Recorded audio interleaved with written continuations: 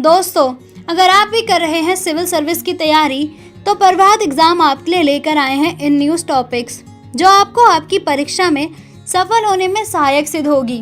लेकिन उससे पहले अगर आप हमारे YouTube चैनल पर पहली बार आए हैं तो हमारे चैनल को सब्सक्राइब करना ना भूलें।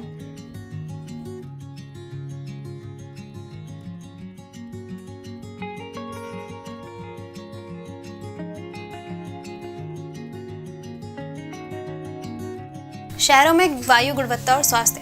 हाल ही में शहरों में वायु गुणवत्ता और स्वास्थ्य यानी air quality and health in cities शीर्षक से एक रिपोर्ट जारी की गई थी, जिसमें वर्ष 2010 और 2019 के बीच दुनिया भर के 7000 से अधिक शहरों में प्रदूषण और वैश्विक स्वास्थ्य प्रभावों का विश्लेषण किया गया था। अध्ययन में पाए गए दो प्रमुख वायु प्रदूषकों फाइन पार्टिकुलेट मैटर यानी PM 2.5 और नाइट्रोजन डाइऑक्साइड यानी NO2 के आधार पर शहरों की रैंकिंग की गई। क्या है state of global air? State of global air दुनिया भर में वायु गुणवत्ता के बारे में विश्वसनीय सार्थक जानकारी प्रदान करने के लिए शोध और महत्वपूर्ण पहल है। अमेरिका स्थित हेल्थ इनफैक्ट इंस्टीट्यूट और institute for health metric and evaluation के global burden of disease project के सहयोग से नागरिकों, पत्रकारों, नीति निर्माताओं तथा वैज्ञानिकों को वायु प्रदूषण जोखिम एवं इसके स्वास्थ्य प्रभावों के बारे में उच्च गुणवत्ता उद्देश्यपूर्ण जानकारी तक पहुंच प्रदान करता है। क्या है PM 2.5 का स्तर? जब PM 2.5 के स्तर की तुलना की गई तो शीर्ष 10 सबसे प्रदूषित शहरों की सूची में दिल्ली और कोलकाता पहले और दूसरे स्थान पर है। PM 2.5 वायुमंडलीय कण है जिसका व्यास 2.5 माइक्रोमीटर से कम है, जो मानव बाल के व्यास का लगभग 3% है। यह वार्षिक की समस्या का कारण बनता है और दृश्यता को कम करता है, जबकि PM 2.5 प्रदूषण का जोखिम निम्न और मध्य आय वाले देशों में स्थित शहरों में अधिक होता है। क्या है NO2 स्तर?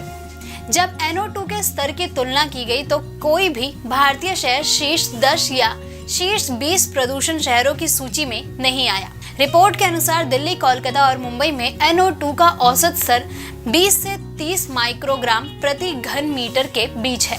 इस सूची में शंघाई को 41 माइक्रोग्राम प्रति घन मीटर की औसत वार्षिक जोखिम के साथ शीर्ष पर देखा गया। NO2 मुख्य रूप से पुराने वाहनों, बिजली संयंत्रों, औद्योगिक सुविधाओं और आवासीय खाना पकाने और हीटिंग में ईंधन के जलने से उत्पन्न है। प्रदूषण से होने वाली मौतें। बीजिंग में PM 2.5 प्रदूषक से सर्वाधिक लोग बीमार होते हैं। प्रति 1 लाख व्यक्तियों पर होने वाली 124 मौतों के लिए यह प्रदूषण प्रमुख कारक है। मुख्य 20 शहरों में चीन के 5 शहर शामिल हैं। दिल्ली प्रति 1 लाख में 106 मौतों के साथ छठे और कोलकाता 99 मौतों के साथ 8वें स्थान पर रहा। क्या है WHO के नए दिशा निर्देश?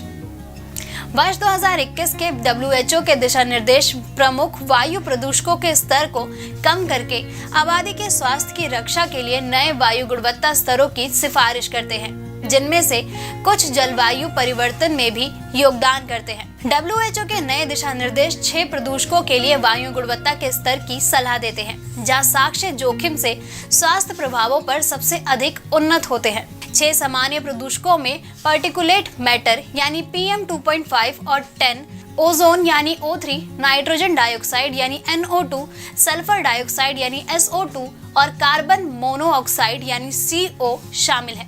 वायु प्रदूषण को नियंत्रित करने के लिए भारत की पहल।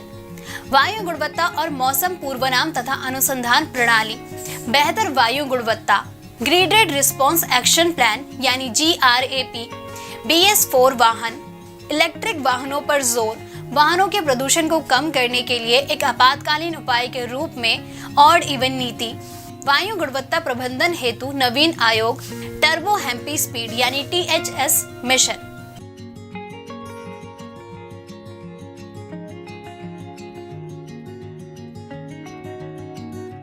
CPEC प्राधिकरण। हाल ही में चीन ने 60 अरब अमेरिकी डॉलर की परियोजना चीन पाकिस्तान आर्थिक गलियारा यानी CPEC की धीमी गति को लेकर सभी करीबी मित्र देशों के मध्य बढ़ती दरार की खबरों के बीच CPEC प्राधिकरण को खत्म करके पाकिस्तान के फैसले को मंजूरी दे दी। क्या है CPEC प्राधिकरण? चीन पाकिस्तान आर्थिक गलियारा यानी CPEC प्राधिकरण वर्ष 2019 में अध्यादेश के माध्यम से स्थापित किया गया था। इसका उद्देश्य CPEC से संबंधित गतिविधियों को तेज करना, विकास के नए चालकों को खोजना, क्षेत्रीय और वैश्विक कनेक्टिविटी के माध्यम से परस्पर जुड़े उत्पादन नेटवर्क एवं वैश्विक मूल्य श्रृंखलाओं की संभावनाओं को खोजना था। क्या है निलंबन का कारण? पाकिस्तान अधिकृत गिलगित बाल्टिस्तान में जमीन के मुद्दों को लेकर पाकिस्तानी सेना के खिलाफ स्थानीय विरोध में तेजी देखी जा रही है। स्थानीय आबादी CPEC के नाम पर सेना द्वारा भूमि हड़पने की नीति से नाराज है। अप्रैल 2022 में बलूच लिबरेशन आर्मी यानी BLA द्वारा कराची विश्वविद्यालय में किए गए आत्मघाती बम विस्फोट में 3 चीनी नागरिक मारे गए। यह प्रतिक्रिया बलूचिस्तान में चीनी निवेश के विरोध का संकेत थी। चीन कथित तौर पर पाकिस्तान पर दबाव बना रहा है कि वह चीनी एजेंसियों को अपने कर्मियों को सुरक्षा प्रदान करने की अनुमति दे, जबकि इस्लामाबाद इसका विरोध कर रहा है क्योंकि वह चीनी सशस्त्र बलों का नियंत्रण पाकिस्तानी जमीन में नहीं चाहता है। पिछली सरकार द्वारा चीन से की गई प्रतिबद्धताओं का पालन न हो पाने एवं कराधान नीतियों में बदलाव के कारण CPEC परियोजनाओं को भी देरी का सामना करना पड़ रहा था। चीन पाकिस्तान आर्थिक गलियारा CPEC चीन के उत्तर पश्चिमी झिंगजियांग उइगुर स्वायत्त क्षेत्र और पाकिस्तान के पश्चिमी प्रांत बलूचिस्तान में ग्वादर बंदरगाह को जोड़ने वाली बुनियादी ढांचा परियोजनाओं का 3000 किलोमीटर लंबा मार्ग है। यह पाकिस्तान और चीन के बीच एक द्विपक्षीय परियोजना है जिसका उद्देश्य ऊर्जा, औद्योगिक और अन्य बुनियादी ढांचा विकास परियोजनाओं के साथ राजमार्गों, रेलवे एवं पाइपलाइंस के नेटवर्क द्वारा पूरे पाकिस्तान में कनेक्टिविटी को बढ़ावा देना है। यह चीन के लिए ग्वादर बंदरगाह से मध्य पूर्व और अफ्रीका तक पहुंचने का मार्ग प्रशस्त करेगा ताकि चीन हिंद महासागर तक पहुंच प्राप्त कर सके तथा चीन बदले में पाकिस्तान के ऊर्जा संकट को दूर करने और लड़खड़ाती अर्थव्यवस्था को स्थिर करने के लिए पाकिस्तान में विकास परियोजनाओं का समर्थन करेगा। CPEC belt and road initiative यानी BRI का एक हिस्सा है। वर्ष 2013 में शुरू किए गए बेल्ट एंड रोड इनिशिएटिव का उद्देश्य दक्षिण पूर्व एशियाई, मध्य एशियाई, खाड़ी क्षेत्र, अफ्रीका और यूरोप को भूमि एवं समुद्री मार्गों के नेटवर्क से जोड़ना है। भारत CPEC की लगातार आलोचना करता रहा है क्योंकि यह पाकिस्तान अधिकृत कश्मीर के गिलगित बाल्टिस्तान से होकर गुजरता है जो भारत और पाकिस्तान के बीच एक विवादित क्षेत्र है। कॉरिडोर को भारत की सीमा पर स्थित कश्मीर घाटी के लिए वैकल्पिक आर्थिक सड़क संपर्क के रूप में भी माना जाता है। पूर्वी तट पर मुख्य अमेरिकी बंदरगाह चीन के साथ व्यापार करने के लिए पनामा नहर पर निर्भर है। एक बार CPEC के पूरी तरह कार्यात्मक हो जाने के बाद चीन अधिकांश उत्तरी और लैटिन अमेरिकी उद्यमों के लिए एक छोटा एवं अधिक किफायती व्यापार मार्ग की पेशकश करने की स्थिति में होगा।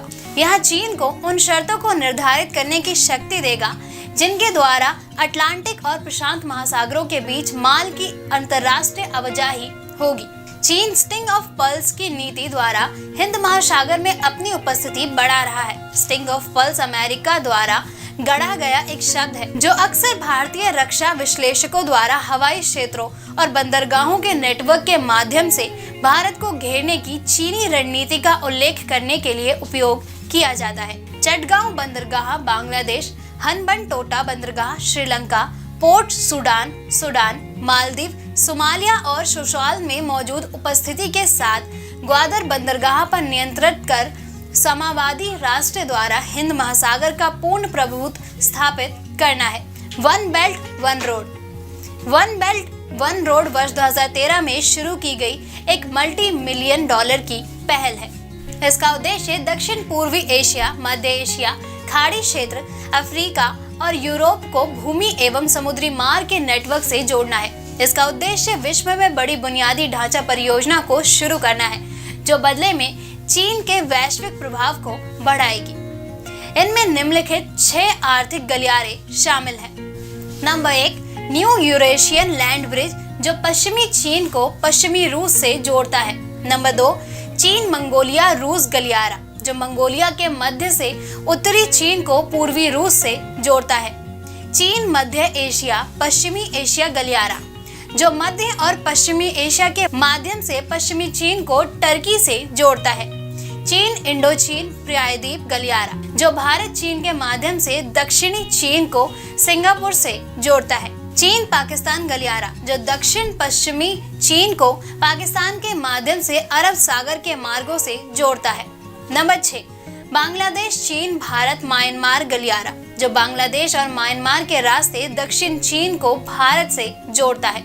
इसके अतिरिक्त समुद्री silk road Singapore Malaysia, Hind महासागर, अरब सागर और होर्मुज जलडमरू मध्य के माध्यम से तटीय चीन को भूमध्य सागर से जोड़ता है।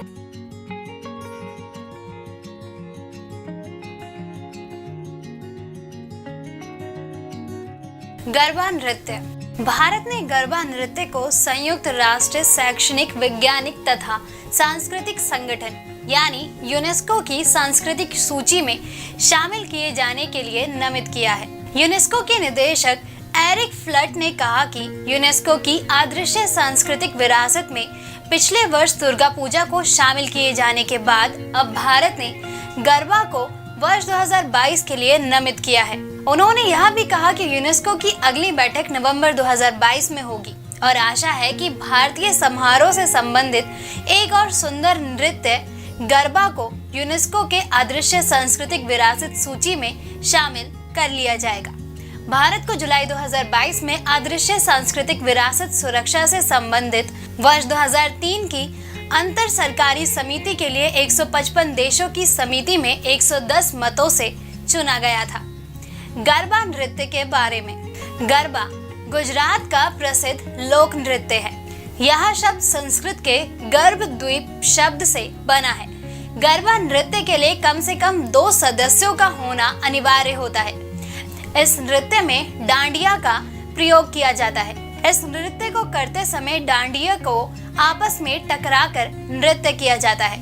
गरबा गुजरात के सबसे प्रसिद्ध नृत्य में से एक है। आरंभ में देवी के निकट छंद्रिन घट में दीप ले जाने के क्रम में यह नृत्य होता था। इस प्रकार यह घट दीप गर्भ कहलाता था। वर्ण लोप में यही शब्द बाद में गरबा बन गया। गरबा नृत्य में ताली, चुटकी, खंजरी, डंडा, मंजीरा आदि का प्रयोग ताल देने के लिए होता है तथा स्त्रियां 2 अथवा 4 के समूह में मिलकर विभिन्न प्रकार से नृत्य करती है और देवी गीत गाती हैं। यूनेस्को के बारे में। यूनेस्को का मुख्यालय पेरिस में अवस्थित है एवं विश्व में इसके 50 से अधिक क्षेत्रीय कार्यालय हैं। इसके 193 सदस्य देश एवं 11 संबद्ध सदस्य हैं और यह सामान्य सम्मेलन एवं कार्यकारी बोर्ड के माध्यम से नियंत्रित होता है।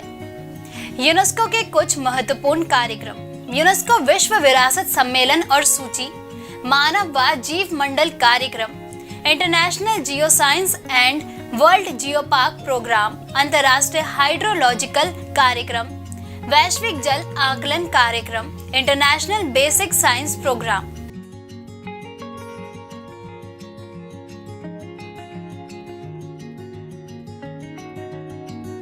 क्यों चर्चा में है पांडुरंग खान खोजे? भारत के लोकसभा अध्यक्ष स्वामी विवेकानंद और महाराष्ट्र में जन्मे स्वतंत्र सेनानी और कृषि विद्वान पांडुरंग खान खोजे की प्रतिमाओं का अनावरण करने के लिए मैक्सिको की यात्रा करेंगे। अध्यक्ष की यात्रा भारत के बाहर कम चर्चित भारतीय मूल के नेताओं को समर्पित करने के भारत के प्रयासों का हिस्सा है। कौन थे पांडुरंग खान खोजे? पांडुरंग खान खोजे का जन्म 19वीं सदी के अंत में वर्धा, महाराष्ट्र में हुआ था। पांडुरंग खान खोजे अल्पायु में ही क्रांतिकारियों के संपर्क में आ गए। हिंदू सुधारक स्वामी दयानंद और उनका आर्य समाज आंदोलन, जिनमें सुधार और सामाजिक परिवर्तन की भावना का आवाहन किया गया, में खान खोजे एक युवा छात्र समूह के नायक बन गए। खान खोजे फ्रांसीसी क्रांति और अमेरिकी स्वतंत्रता संग्राम के प्रबल प्रशंसक थे। विदेश में परीक्षण के लिए भारत छोड़ने से पहले उन्होंने बाल गंगाधर तिलक से मुलाकात की, जिससे वे बहुत प्रभावित हुए। खान खोजे ने क्रांतिकारी तरीकों और सैन्य रणनीति में आगे की परीक्षण के लिए विदेश जाने का निर्णय किया। जापान और चीन के राष्ट्रवादियों के साथ समय बिताने के बाद खान खोजे अंततः अमेरिका चले गए, जहां उन्होंने कृषि के छात्र के रूप में कॉलेज में दाखिला लिया। एक वर्ष बाद वह भारत छोड़ने के अपने मूल्य उद्देश्य को पूरा करने के लिए कैलिफोर्निया में माउंट तमालपाइस सैन्य अकादमी में शामिल हो गए। पांडुरंग खान खोजे और भारतीय स्वतंत्रता आंदोलन। अमेरिका में खान खोजे ने स्टैनफोर्ड विश्वविद्यालय में एक भारतीय बौद्धिक शिक्षक लाल हरदयाल से मुलाकात की। हरदयाल ने एक प्रचार अभियान शुरू किया था, जिसमें एक समाचार पत्र प्रकाशित किया गया था, जिसमें भारत के स्थानीय भाषाओं में देशभक्ति गीत और लेख शामिल थे। इन्हीं प्रारंभिक प्रयासों से वर्ष 1913 में गदर पार्टी उभर कर आई। पांडुरंग खान खोजे वर्ष 1913 में विदेशों में रहने वाले भारतीयों द्वारा स्थापित गदर पार्टी के संस्थापक सदस्यों में से एक थे। सामान्यतः गदर पार्टी के सदस्य पंजाब से संबंधित थे। इसका उद्देश्य भारत में अंग्रेजों के खिलाफ क्रांतिकारी लड़ाई का नेतृत्व करना था। खान खोजे और मेक्सिको के मध्य संबंध। अमेरिका में सैन्य अकादमी में खान खोजे ने मेक्सिको के कई लोगों से मुलाकात की। खान खोजे 1910 की मैक्सिकन क्रांति से प्रेरित थे, जिसने तानाशाही शासन को उखाड़ फेंका था। जब वे भारतीय स्वतंत्रता के विचार पर चर्चा करने के उद्देश्य से अमेरिका में भारतीय कृषि मजदूरों से मिलने जा रहे थे, तो उन्होंने मेक्सिको के श्रमिकों से भी मुलाकात की। वहां पेरिस में भिकाजी कामा से मिले और अन्य नेताओं के साथ रूस में व्लादिमीर लेनिन से मुलाकात कर भारत की स्वतंत्रता के लिए समर्थन मांगा। वह यूरोप में निर्वासन का सामना कर रहे थे और वहां भारत नहीं जाना चाहते थे। इस दौरान उन्होंने मेक्सिको में शरण मांगी। पांडुरंग खान खोजे का मेक्सिको में जीवन। मेक्सिको में कुछ मित्रों की सहायता से उन्हें मेक्सिको सिटी के पास चैम्पिंगो में नेशनल स्कूल ऑफ एग्रीकल्चर में प्रोफेसर नियुक्त किया गया। उन्होंने मकई, गेहूं, दाल और रबर पर शोध किया, शीत और सूखा प्रतिरोध किस्मों का विकास किया तथा मेक्सिको में हरित क्रांति लाने के प्रयास में शामिल थे। बाद में 20वीं शताब्दी में भारत में हरित क्रांति के जनक कहे जाने वाले अमेरिकी कृषि वैज्ञानिक डॉक्टर नॉर्मन बोरलॉग ने मैक्सिकन गेहूं की किस्म का भारत में उपयोग शुरू किया गया। खान खोजे ने मेक्सिको में एक कृषि वैज्ञानिक के रूप में स्वयं प्रतिष्ठित व्यक्ति थे। प्रसिद्ध मैक्सिकन कलाकार डिएगो रिवेरा ने भित्ति चित्रों में खान खोजे को चित्रित किया गया था, जिसमें अवर डेली ब्रेड शीर्षक भी शामिल था, जिसमें प्रमुख रूप से उन्हें एक मेज के चारों ओर बैठे लोगों के साथ भोजन करते हुए दिखाया गया था।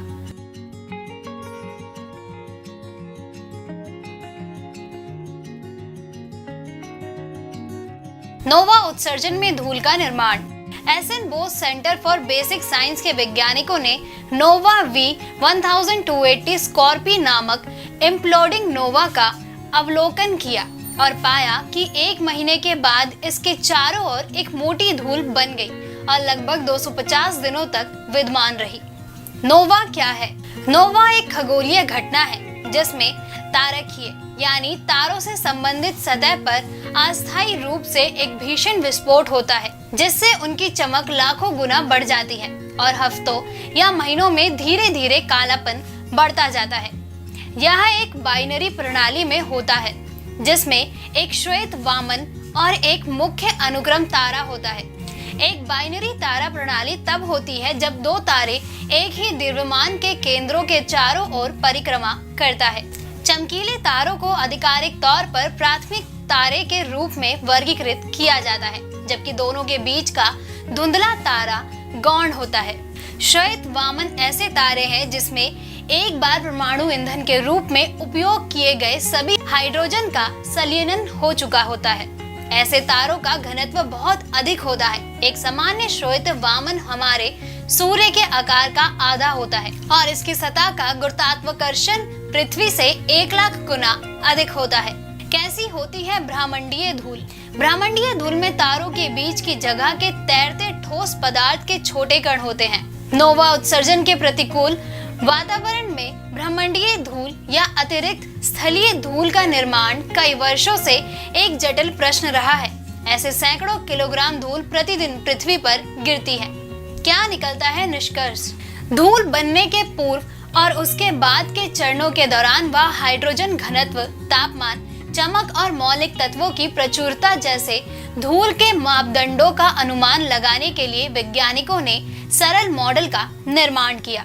उन्होंने उत्सर्जन में कार्बन, नाइट्रोजन और ऑक्सीजन जैसे कुछ तत्वों के साथ साथ छोटे अक्रिस्टलीय कार्बन धूल के कणों तथा खगोलीय सिलिकेट के बड़े धूल कणों की प्रचुरता पाई है।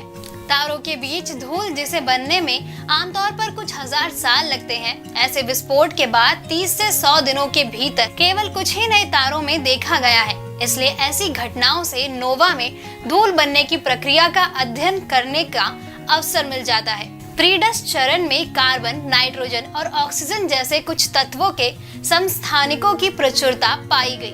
धूल पश्चात चरण की अवस्था में हुए उत्सर्जन में विद्यमान छोटे अक्रिस्टलीय कार्बन धूल के कणों और बड़े खगोलीय सिलिकेट धूल के कणों का मिश्रण पाया गया है। एलिफेटिक संरचना वाले अक्रिस्टलीय कार्बनिक ठोस जैसे कुछ जटिल कार्बनिक यौगिक भी पाए गए, जो तारों और ग्रहों में आणविक बादल के निर्माण में महत्वपूर्ण भूमिका निभाते हैं। क्या है अध्ययन का महत्व? अंतरिक्ष धूल टकराव से विभिन्न ग्रहों के बीच अत्यधिक दूरी होने के बाद भी जीवों को ग्रह पर जीवन शुरू करने के लिए प्रेरित करता है। नए तारों की धूल के उनके अध्ययन से ऐसी धूल की प्रकृति और विशेषताओं एवं उससे संबंधित प्रक्रियाओं को समझने में मदद मिल सकती है। टीम ने सुझाव दिया है कि जैसे जैसे V1280 स्कॉर्पी नोवा के धूल के आवरण का विस्तार जारी रहेगा, ये धूल के कण अत्यंत अंतर तारकीय पदार्थ के साथ मिलते जाएंगे, लेकिन इस प्रक्रिया में हजारों साल लगेंगे, जो कि ब्रह्मांडीय समय के पैमाने में एक छोटी सी समयावधि है।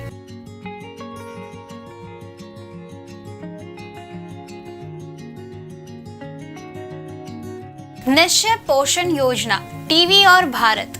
केवल 2/3 तापेदिक से पीड़ित लोग केंद्र सरकार की एकमात्र पोषण सहायता योजना निश्चय पोषण योजना यानी NPY 2021 से लाभान्वित हुए, जो सार्वजनिक स्वास्थ्य की चिंता का प्रमुख विषय है। क्या है निश्चय पोषण योजना? टीबी रोगियों को पोषण संबंधी सहायता प्रदान करने के लिए अप्रैल 2018 में प्रत्यक्ष लाभ हस्तांतरण के रूप में निश्चय पोषण योजना शुरुआत की गई है। इस योजना के तहत टीबी रोगियों को उपचार की पूरी अवधि के लिए प्रति माह 500 रुपए मिलते हैं। इसका उद्देश्य पोषण संबंधी जरूरतों के लिए प्रत्यक्ष लाभ हस्तांतरण यानी DBT के माध्यम से प्रति माह 500 रुपए की राशि प्रदान कर तापेदिक यानी टीबी रोगी की सहायता करना है। इसकी स्थापना के बाद से 73 मिलियन अधिसूचित लाभार्थियों को लगभग 1488 करोड़ रुपए का भुगतान किया गया है। कैसा रहा योजना का प्रदर्शन? भारत टीबी रिपोर्ट 2022 के अनुसार वर्ष 2021 देश भर में 1 मिलियन अधिसूचित मामलों में से केवल 62.1% को में कम से कम एक किश्त का ही भुगतान किया गया है। दिल्ली में जहां प्रति 1 लाख लोगों पर टीबी के सर्वाधिक 747 मामले हैं, वहां केवल 2% मरीजों को DBT की एक ही किश्त प्राप्त हुई है।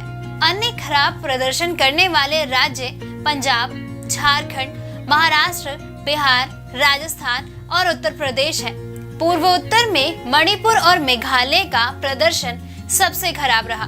योजना के समक्ष चुनौतियां। स्वास्थ्य प्रदाताओं और मरीजों दोनों के लिए DBT में कई बाधाएं विद्यमान हैं, जैसे बैंक खातों की अनुपलब्धता और इन खातों का अन्य दस्तावेजों जैसे आधार, पैन कार्ड आदि से संबद्ध ना होना है।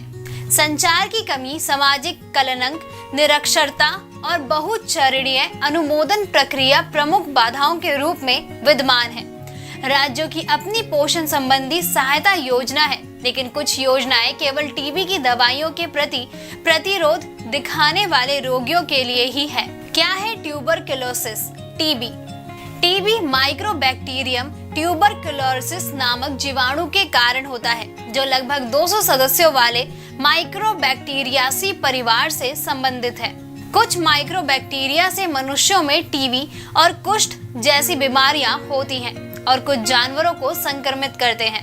टीबी मनुष्यों में सबसे अधिक फेफड़ों को प्रभावित करता है, लेकिन यह अन्य अंगों को भी प्रभावित कर सकता है। टीबी एक बहुत ही प्राचीन बीमारी है और इसके प्रमाण 3000 ईसा पूर्व मिस्र में पाए गए हैं। टीबी हवा संक्रमण वायु के माध्यम से होता है। जब फेफड़े की टीबी से पीड़ित लोग खांसते, छींकते या थूकते हैं तो वे टीबी के कीटाणु वायु में फैला जाते हैं। क्या है लक्षण? फेफड़े की सक्रिय टीबी के सामान्य लक्षण बलगम और खून के साथ खांसी, सीने में दर्द, कमजोरी, वजन कम होना, बुखार और रात को पसीना आना है। क्या है उपचार? टीबी एक इलाज योग्य बीमारी है। इसका इलाज रोगी को सूचना, पर्यवेक्षण और सहायता प्रदान करने के साथ ही 4 रोगाणु रोधी दवाओं के मानक 6 महीने की समावधि तक सेवन करा के किया जाता है। मल्टी ड्रग रेसिस्टेंट ट्यूबरकुलोसिस का उपयोग दशकों से किया जा रहा है और सर्वेक्षण किए गए प्रत्येक देश में एक या अधिक दवाओं के रेसिस्टेंट उपभेदों को दर्ज किया गया है।